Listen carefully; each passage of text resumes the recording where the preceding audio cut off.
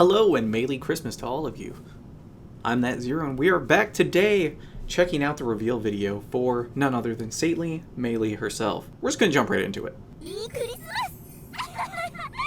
Her voice, I love it so much. Look at the teeth. The teeth on the festive cakes. This is so good. Dressed in her Santa outfit. Oh man. It just looks so ridiculous. Like, I love this background stuff. I don't think anybody was surprised that it was Melee. Well, maybe some were, but I think most people knew that it was Melee ahead of time. It felt relatively obvious overall between Bone Necklace and, like, the weird, like, contortion type moves that she had going on. Overall, I like her art. Her legs are a little weird, as people saw in the original reveal, but overall, she's pretty cool. I love that she's got the random blood splatters everywhere. That's pretty sweet. Alright, animations. So, skill 1. I like that little wreath in the background. So, 10 hits on skill 1, which is quite good. Pretty slow, though, and also looked quite flinchable. What was the first hit? The first hit happened pretty quick. So, 4 hits. And then there's like a little back kick. Okay, so there's a dash in on the S2, and that's 14 hits. 14 is quite good on an S2, but again, relatively slow. And that is a chance to exsanguinate. That's nice.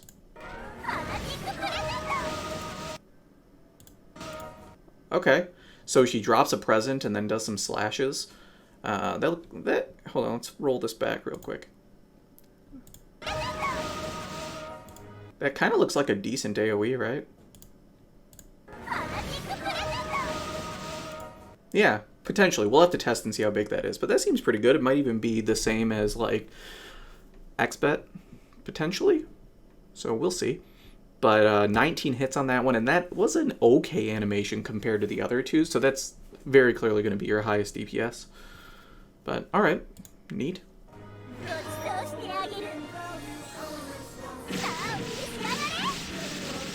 His music sounds straight out of Nightmare Before Christmas.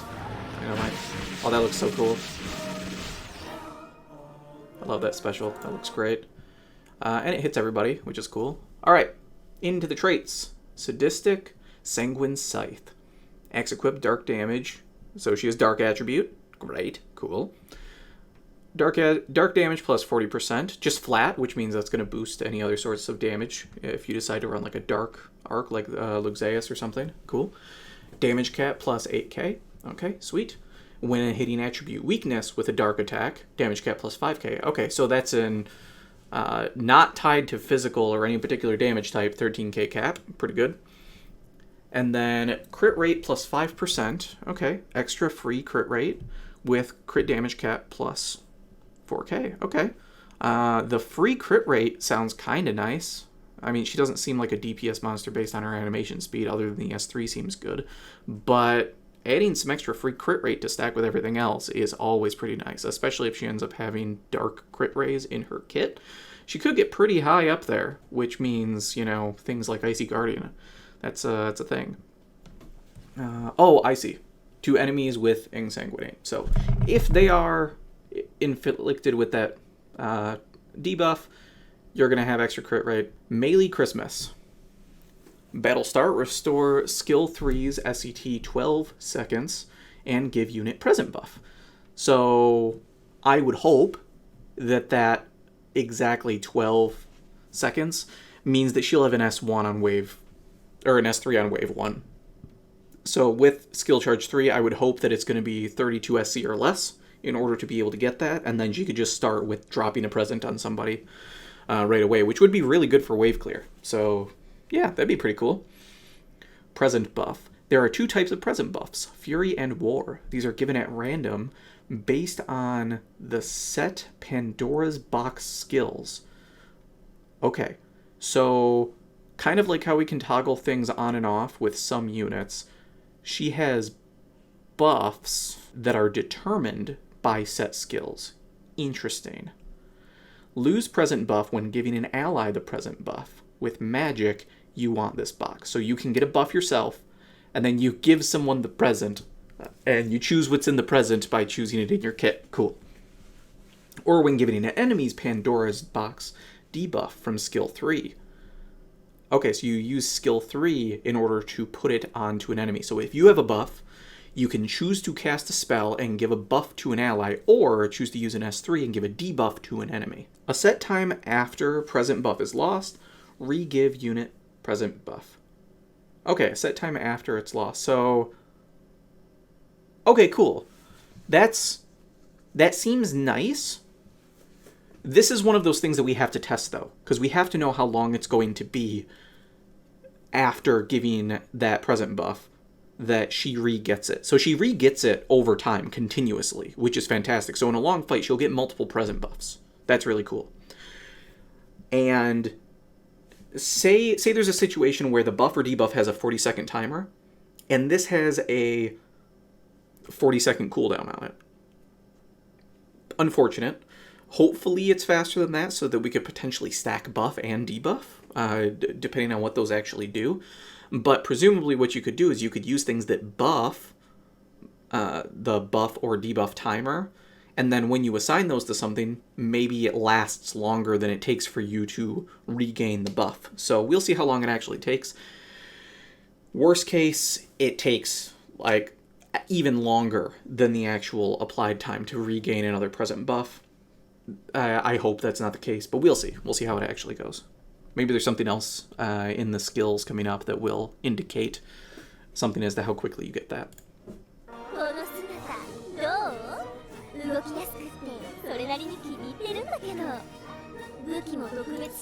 Alright, skill 1. Charge and deal frontal medium area combo attack. Okay, so that's presumably going to likely require line of sight, and then just have a small range, small amount of gap closing to it. Bloody Tree, instantly close the gap for a medium area dark aerial combo attack. Chance to give Insanguinate debuff. Yeah, I mean, I like that it's tied to her gap closer, because that means that the natural flow of things, of dashing onto a boss or enemy wave or whatever, that's the same skill that's going to apply the Exsanguinate debuff, which will then give her other boosts, because presumably she has all the same Exsanguinate buffs that the base form has. So, Fanatic Present, S3. Frontal wide area, medium range, dark combo attack. So medium range means there is a range restriction, probably same as somebody like Vayne, Crow, whatever, you get it.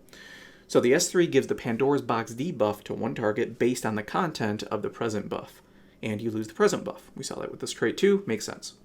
Special Sweet Sweet Calamity. Dark powerful attack to all enemies, chance to give Exsanguinate, lose HP when using skills. Okay, cool. So, I like that unlike her base... I like that Exsanguinate is on her ult and targets all enemies. That's really nice. Since her base form, I think, only targeted one enemy, which was kind of unfortunate. Maybe I'm wrong. Maybe it was board-wide and I'm just not remembering. But either way, that's pretty nice. And then we have Bloody Tree on the S2 instead of S3 that is also able to apply it. So presumably she should have an easier time applying that debuff than what her base form did, which is cool. I like that. You want this box? Yes, I want that box. No further questions. Okay, give one ally present buff based on the contents. Yeah, we already saw that's the unique spell that's going to do that. Okay, so Fury and War, the two different variants of this buff. So, cut time to re-give trait 2's present buff. Okay. So, that, in theory... So that could be a case, say we hypothetically had 40-second buff or debuff gets applied, it takes 40 seconds to get it back. Maybe it looks like you will get two different effects, like types of bonuses, if you take the full cooldown time for getting that buff back. Or... maybe it gets cut in half, and you can stack them easier if you opt for only one effect. Yeah, again, we have absolutely no clue what those timers are going to be, and that will make or break this mechanic, as far as, like, meta's concerned. So, we can hope and pray. Present box buff, all attribute damage caps plus 4k. And debuff, all attribute damage taken plus 4k. That's a lot of caps. And that's not tied to physical. So that means that can buff your special attackers, that can buff your arc damage, that can buff magic damage, like Lennius. I mean, I'm always excited when I get some more ways to buff my Lennius, you know what I'm saying? So that's pretty cool. And other than Sarah, we don't usually see things with just generic attribute attack raises, or cap raises. So I'm really like that. And that also means if you can presumably stack these somewhat easily, you can go ahead and basically stack the debuff on them, get the buff either on yourself, which is totally possible, presumably. Maybe you can't apply it to yourself. Maybe it's only an ally, but we'll see. Maybe she can give it to herself. I'll assume she could if she felt like it. So you could potentially get both, and then those stack for 8k cap. That's pretty good. That's a lot, especially over time. So, nice. Then we have Pandora's Box War. This one, same effect. You know, you'll get it back faster if it's the only one set. Damage taken minus 20%, and damage dealt minus 20%. Okay, nice. So if you need to be super tanky, this is a way to do it. I would say in most cases, people are probably going to turn off War. Probably, because people like doing damage, you know? Just do more damage, stack more buffs, do more damage. So I presume that's what's going to happen. But minus 40% if you stacked both, that is no joke. So I could see niche cases where like maybe somebody is going to fight Kraken, and maybe you don't have all the tools to be able to survive and such. If you can set things up where, you know, your unit that might be dying normally gets the buff, and then the boss is dealing 20% less damage on top of anything else that you have going on, that could be pretty big. That's not too bad at all. Bloodstained Suit. Damage taken from enemies with Exsanguinate debuff minus 30%. Okay, so let's just look at for a second. She's just giving herself the buff. Let's assume she can do that. That means if she gives herself the buff, enemy debuff, and she has Exsanguinate on them, minus 70% damage. That's a lot of damage reduction. So that's not too bad. I mean, granted, again, probably still just gonna run attack. You know, we're just gonna run the damage caps. But there's some potential for her being kind of brawlery with what I'm seeing here. So that's cool. You'll be my toy! Music. So probably would have said it better than that, but you know, I'm not Melee. You'll be my toy! Good enough. Axe equipped. Physical damage plus 30%, damage cap plus 6k. Okay. When defeating an enemy, if unit does not have present buff, give present buff. Okay. So now we see a way that even if the timer sucks, if there are enemies to kill, you will be able to give out multiple presents. I do find it hilarious that she basically just takes the blood of her enemies, stuffs it in a box, and then gives it back to someone. I mean, War and Fury, that just makes perfect sense. It's so good. I love that. That's super cool. Alright. So, another thing worth noting, just if we're trying to keep track here, if we are able to put, we'll just say a buff on ourselves. So we'll just say 4k from this. We'll assume we can't stack it very easily. How about that? We'll say worst case. If we look at her traits, she has, what, 13k in the first one here? Yeah, 13k here. We'll even ignore the critical damage cap, even though that's extra juicy too. Alright? That is extra juicy indeed. So we've got 13, we've got 17, now we've got, 23k, 25k. So now we're looking at, what, 35k when we have the buff? That's pretty good. I mean, it's not completely unconditional because it requires weak, but okay, 30k, basically unconditional. I mean, that's pretty good. That's pretty good. If you didn't have the buff, that's still 26k, which is, you know, respectable, average. Not quite as good as we want, but I presume we're going to be seeing some more cap raises. So just looking through here, yep, basic stat ups, basic Proud Force crit 2, meh. Okay, some basic stuff. Ooh, Brute Slayer and Special Boost, very nice. Blessed Speed, I love to see it for free. Skill Charge 3, great. So hopefully, without even needing to teach anything, she'll get that S3 on Wave Start. That would be awesome. You'll Feast, dope. Oh, that's great. Obviously, this version of her doesn't use ailments, so she doesn't have paranoia to fuel her, but she's got Yule Feast, which is what Expet had, which is basically Pirate Feast with a heal as well, so that's awesome. Goddess Kiss for free, that's a nice save. Awaken, okay. Dark Mega Drive, and then we've got Attack Raise too, and Attack Raise C. So that's another 4K there. Nice. And then we've got Dark Critical Raise, awesome. So even better there. Free 5% crit if we wanted to run Icy Guardian, which will be her best for sure for dealing damage. In almost all cases, I think. Ultimate Boost 3, okay, so presumably could maybe have some okay damage there. Bloody Makeover, I don't remember what all of these are. I'm trying to remember. So Goddess Advocate is a chance for your physical attacks to instantly kill enemies, which is cool, and a chance... It's basically Royal Armor that stacks with Royal Armor. So a chance for you to not take critical hits, which is very nice. So could give her some legs there, potentially, which is cool. Bloody Makeover, let's take a quick look-see here. So Bloody Makeover is her skill where her physical attacks basically have Blood Force. Instead of regular attacks, which is Blood Force, if you have Exsanguinate on them, your physical attacks have a 10% chance to heal you. So some passive sustain as long as you're applying Exsanguinate, which is nice. Fatal Flash, she gets to ignore 15% defense when they're ensanguinated. Awesome. Much easier to hit caps. And then Critical Phaser and Giga High Shaker. So she can buff crit rate and hurt enemies crit rate. That's not great. I don't love that. Those are kind of wasted. I would have much rather had some actual useful debuffs, perhaps. Or even just replace that with auto crit. Auto crit would have been nice. So she's missing fast crit or auto crit, depending on what you're actually looking for. She does notably have, auto brave, auto haste, auto protect, so those are fine. But she is notably missing that. She's not a single wield unit. There was nothing specifying single wield, which means you absolutely want to teach her dual wield. I feel like this is basically Adis saying, don't forget, teaching dual wield is a powerful thing.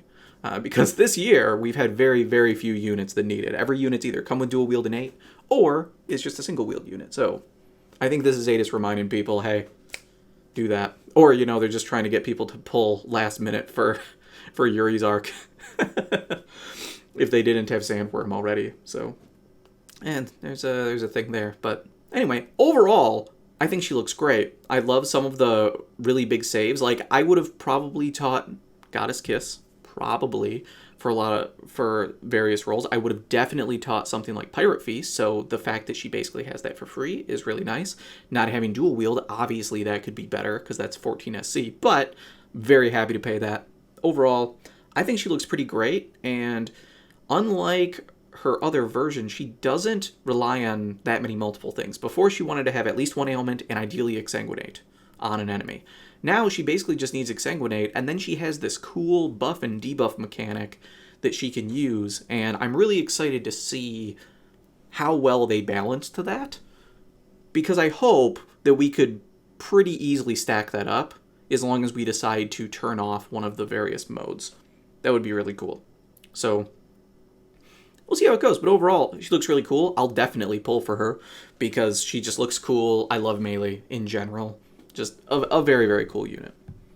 Let's see how the arc looks. Maiden's Yule Song. Axe equipped with only one... When only one weapon is equipped. Light and dark skills and magic damage plus 50%. Okay. That's niche, but powerful, which I really like. I didn't expect that. When two weapons is equipped, 25% instead. Oh, okay, cool. So if one of your weapons is an axe, you get a reasonable boost. Still high for... Usually these seasonal arcs, you don't really get much for useful stuff. But even if this just said axe equip plus 25% damage to magic, dark, light, that's not bad. That's not that bad. But I love that the single-wield version is plus 50%. That's brutal. I mean, this could be stretching it, but I wonder if this would actually make some other units like AOG Lily potentially be able to do enough damage to be semi-competitive and useful in Arena as a DPS mage. Because she has her paid now after Godforge being like, 100% dark damage or something for magic, and it's an axe. So, I mean, 150% damage. assuming I remember that correctly. That could be cool. Battle start, vitality effect for all allies. Yeah, I don't care. God type only. Light and dark attack damage cap plus 1k. Okay, so a little bit of a cap raise as well. This art looks pretty sweet. I like that a lot. Her and Lily coming in here. Nice. I like it. Good stuff. All right, int down evasion. Okay, so just like defense down evasion. Chance to nullify any debuffs inflicted from their skills. Cool. HP plus. I like that. Yeah, HP plus 2 is one of the most efficient boosts in the game. Hopefully this will only cost 2 SC, at which case I'm going to start using it on almost everyone if I get this arc. So if I need to boost HP, it's like being able to just have 2 free SC to be able to slot in to boost up your other HP boosts. It's pretty nice. So I'm hoping it's only 2 SC, and that'll be great. Infinity Drive. Light, dark, physical, and special damage, plus 10%. Okay, so just like how we have Elemental Drive, Elemental Boost, we have Infinity Drive, Infinity Boost. Okay, these will presumably be similarly overcosted, probably like 5 and 7 or something, it's just because it covers both. So sure, fine. And then physical damage, healing, and God Mimicry, pretty garbage. But HP plus would be a win for me, and then I'd be interested to use this arc trait as well. So...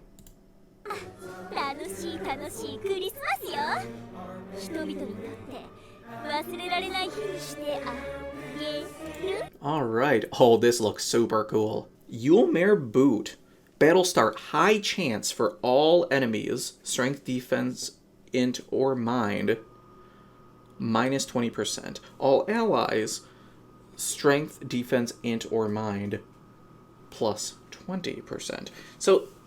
the fact that it says or is weird. So does that mean that it's a high chance, like 50% chance, 75% chance, and there's that amount of chance on every single stat?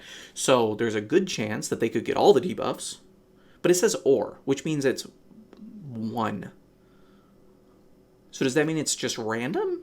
High chance for all enemies. Strength, defense, int, or mind, minus 20%. Yeah. So it seems like it's just... at wave start, there will be a 25% chance across the board. It will basically roll a die and say strength, defense, int, or mind. And then it will have a high chance to apply it. I mean, high chance could just be 100% chance, which would kind of make sense. And then all allies get that. The fact that it's or is really annoying. I feel like we've seen that before, and things look really exciting. I think probably last Christmas, actually, where we get a thing, and it's like, ooh, that could be good. And then it says, actually, you just get one of these things at random. Well, okay, I guess it's useless. But on the bright side, even if that battle start effect sucks, 50 MP with a fair amount of mind and int. That's not bad. And it looks cool. I can't argue with that. It looks very cool. So we'll see how this effect actually works when it actually gets in there. But, yeah, cool. Good stuff. All right, well, I'm definitely excited. Like I said, I will be pulling. Granted, I don't have very much because I'm a fool and I have no willpower, and I just pull all the time. But regardless, good stuff. Love to see it. I can't wait to be able to hopefully get her and be able to test her out. She could be a very fun one to be able to use to enable some of the other units in the game. Or her herself could just be really brutal. I mean, she can hit over 40k caps with extra crit support too, so I could see her DPS being relatively up there. Probably not as high as some of our more recent units, such as Luke, Stan, Adele, Vayne, you know, all these really good units. Yuri. She might be kind of close to Yuri, actually. She's probably close or exceeds Yuri, if I had to take a guess, but we'll see. Yeah. We'll see how that looks. The fact that she's a dark unit is really nice. She could potentially out DPS Joker, even though Joker obviously has his own stuff with being able to be boosted up with loss, and he's got persisting attacks, so he's still going to have a place, even if she can out DPS him in a vacuum. So we'll see how it looks. I'm curious to see. So thank you for joining me. I appreciate it. Hopefully you were entertained, maybe saw something that you didn't catch on your own, and good luck in the Christmas event. Thanks, everybody. Have a good one. Bye.